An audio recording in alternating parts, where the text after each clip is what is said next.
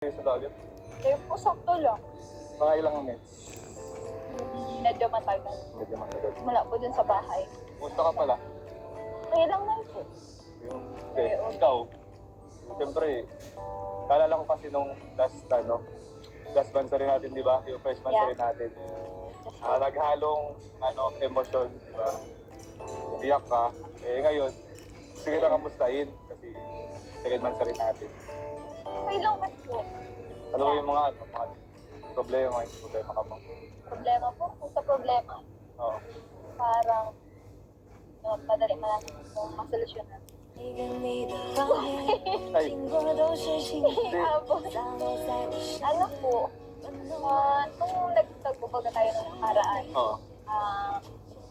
yung sa pera po bagang bigay po ng mga sponsor. Ibabalak po kasi kami na mag-negosyo. Ewan ko lang po kung ano. Pinag-iisipan pa po kasi. Anong klaseng got? Yung kung ano. Tindahan po siguro or Doon sa inyo?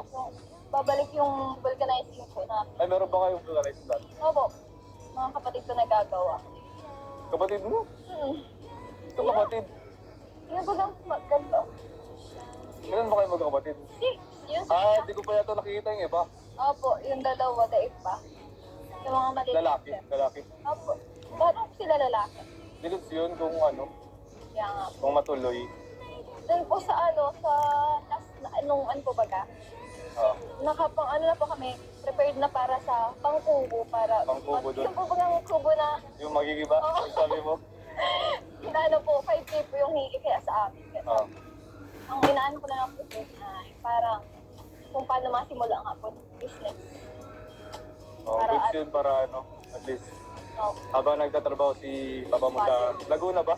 Yes po. Sa Laguna. Sa Laguna. Habang nagtatrabaho si Papa mo sa Laguna. Nagkano kayo?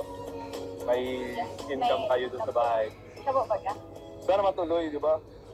Ano? Pero ngayon, okay naman na mga ilang percent na matuloy yung business niyo. Percent. Ilang percent? 50-50 po 50-50. syempre. Opo, at wala pa man po bagang Sa ipon budget. pang puhunan. Okay. So yun, good din kasi yung mga perang binibigay